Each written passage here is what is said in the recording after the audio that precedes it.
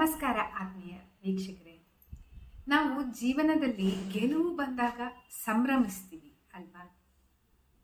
ಹಾಗೆ ಸೋಲು ಬಂದಾಗಲೂ ಸಹ ನಾವು ಅದನ್ನು ಪ್ರಶ್ನಿಸುವ ಅಭ್ಯಾಸವನ್ನು ಬೆಳೆಸ್ಕೋಬೇಕು. ಜೀವನ ಅಂದ್ರೇ ಹಾಗೇನೆ. ಈಗ ಸೋಲು ಅನ್ನೋದು ಅಂತ್ಯ ಅಲ್ಲ. ಸೋಲು ಅನ್ನೋದು ನಮ್ಮನ್ನು ನಾವು ಸರಿ ಮಾಡಿಕೊಂಡು ಹೋಗುವಂತಹ ಒಂದು ದಾರಿ.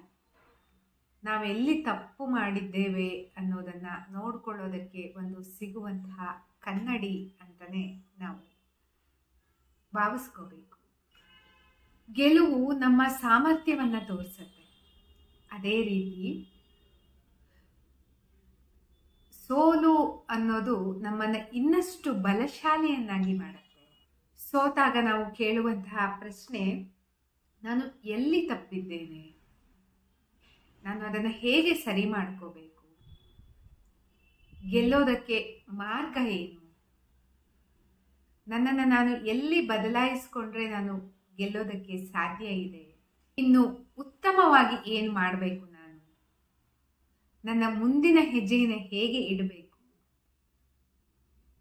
ಇದೆಲ್ಲ ಪ್ರಶ್ನೆಗಳನ್ನು ಕೇಳ್ಕೋಬೇಕು. ಸೋಲಿನಿಂದ ತಪ್ಪಿಸಿಕೊಂಡು ಓಡಿ ಹೋಗುವವರು ಅವಕಾಶದ ದಾರಿಗಳನ್ನು ಕಳೆದುಕೊಳ್ತಾರೆ. ಅದೇ ಸೋಲಿನಲ್ಲೇ ನಾನು ಮುಂದೆ ಏನು ಮಾಡಬೇಕು, ಸೋತು ಗೆದ್ದರೇನೆ ಅದರಲ್ಲಿ ಖಂಡಿತ ಯಶಸ್ಸು ಸಿಗುವಂಥದ್ದು.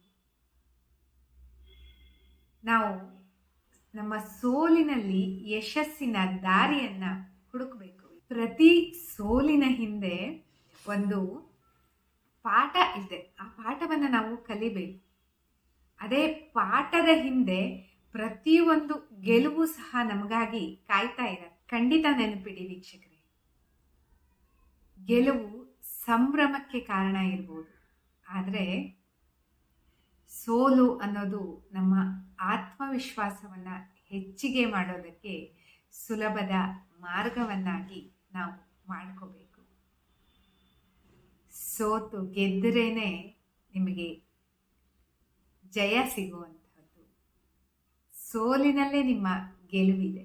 ವೀಕ್ಷಕರೇ, ಸೋಲನ್ನು ನಿಮ್ಮ ಜೀವನದ ಪಾಠವನ್ನಾಗಿಸಿಕೊಂಡು ಸೋಲಿನ ಮೂಲಕವೇ ಗೆಲ್ಲುವುದನ್ನು ಅಭ್ಯಾಸ ಮಾಡ್ಕೋಬೇಕು. ಮಕ್ಕಳಿಗೂ ಸಹ ಅದನ್ನು ಕಲಿಸಿಕೊಡಬೇಕು. ಈ ಮಾತು ನಿಮಗೆ ಇಷ್ಟವಾದಲ್ಲಿ ಒಂದು ಲೈಕ್ ಮಾಡಿ, ಮತ್ತು ನಿಮ್ಮ ಅನಿಸಿಕೆಯನ್ನು ಕಮೆಂಟ್